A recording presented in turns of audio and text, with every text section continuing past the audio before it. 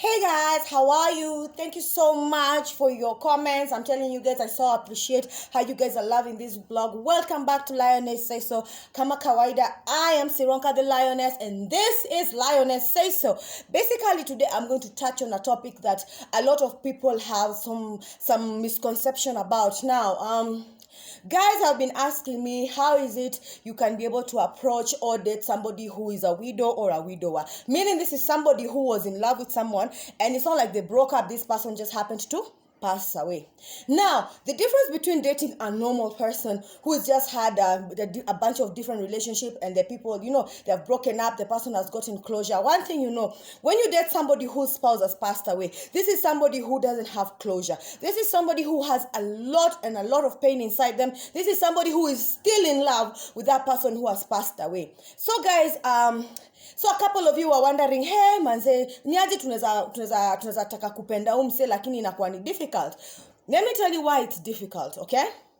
Number one, this person has a huge wound, a huge gap, a huge space in their heart that has just imechukuliwa tu without them expecting it, because none of us really expects death, especially when it's sudden, especially when there was no disease involved. You never know how their spouse passed away. Probably walikufa due to accident, or you never know. There's so many ways people pass away. I don't want to touch on that because it will take like forever. So guys, let me just tell you one thing.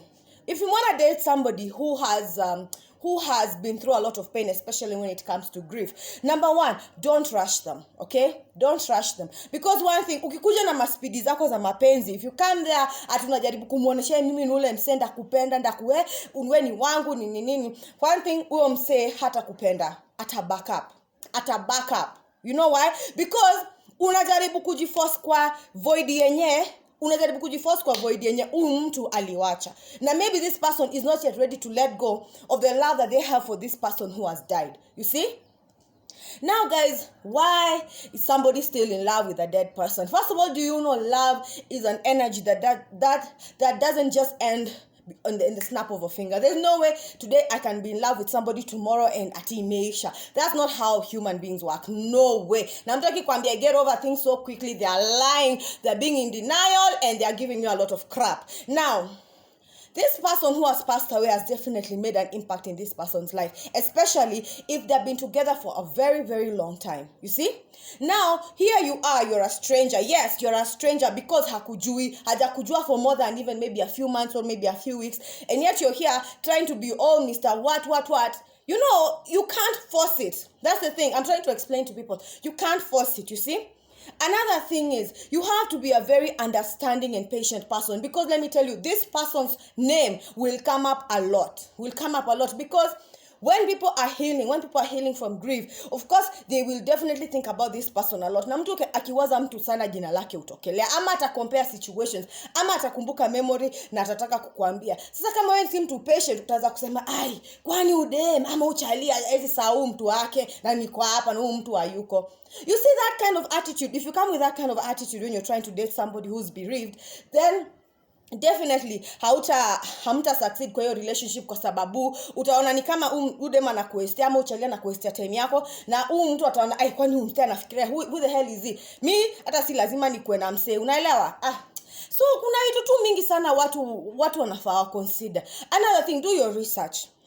Before you date somebody who is bereaved, do your research.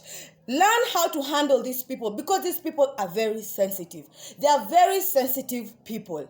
Yeah, they are very emotional, they are very unstable. Yes, people who are bereaved are very unstable. 1 minute I can be laughing with you, the next minute I'm crying my eyes out. I don't want to see anybody. I just want to be in my own little box and just nikae tu peke yangu. Unanielewa? Ile kitu ndo watu wanafaa kuelewa maneno hizi. Yaani kudate msee mwenye mtu wake ameenda si rahisi, unaget? Aya, kuna kitu kingine mtu mwingine unajua. Sasa for example, kama huyu mtu mwenye mtu wake amedai, ameachwa vitu kama watoto, unaona, you can't come in and start saying, you know what, these kids can't be part of our lives because they are not mine, No, you have to accept them with their baggage, and their baggage includes their children, meaning be nice to the children. In fact, I think it's easier to date somebody who has kids, because the affection definitely goes directly to their kids. Upon the affection is centralized at. So ukionyesha mse unapenda watoto wake, ukimwonyesha yenyewe we are good, I love your kids, and you show them like, what, they have gotten a new parent figure in their life, that means you motivate this person to even fall in love with you more. Now, mimi sitasema watu wako different. Unaona, watu wako different. People move on. Kuna wenye move on haraka, kuna wenye who take their time to move on. But one thing, don't push a person who's bereaved to move on. Usijaribu kumforce ati asonge mbele. Umpatie time yake, step by step, step by step. If you truly and genuinely love this person, you'll give them their time to grieve, you'll give them their time to heal, and then things will go good. Now, these are the mistakes that people who are grieving tend to make. We sort of like imprint ourselves on somebody, because now there's a void in us. We're trying to imprint on somebody, meaning just rely on somebody emotionally, and that can be mistaken for love. Yes, people who are grieving, yes, that relying on somebody emotionally, maybe just trying to hang on to somebody tuone kama atatupatia kama nguvu, we might mistake it for love. And that's one thing, even if you're grieving today, hata kama unajua you are emotionally distorted and unajua yani unahitaji tu mtu akushikilie, lakini don't mistake it for love. Another thing, kama unajua pia wewe una grieve na unaona ni kama hauko in your heart kuwa ready kuwa na mse, don't be with anybody, because at the end of the day you can't keep going around hurting people with the excuse that you're grieving. No, at the end of the day you have to practice self-control, and hata wewe mwenyewe uone hata pia ni binadamu and they have feelings too.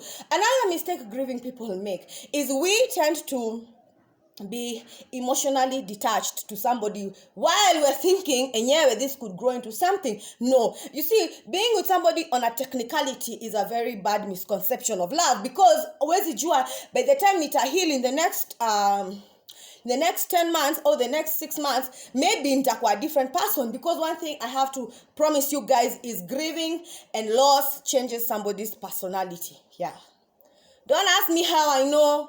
Wenye wananijua wanajua nini naongelelea. Okay, another thing, you see, mtu mwenye amepoteza mtu anapenda, kitu moja unafaa kuelewa, hufai kujicompare na mtu alienda.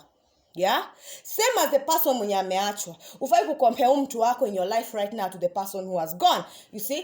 But at the end of the day, just know the relationship cannot be the same. Unaona venye ulikuwa unapenda mtu wako ameenda, si venye utapenda mtu mwenye amekuja sahi, because people are different. People have different personalities. People have just different traits in all ways. It's never going to be the same, you see. So it's good you be understanding. It's good at least unajaribu kuwa meet in the middle ground. Ni poa at least unawa accept venye wanakuja.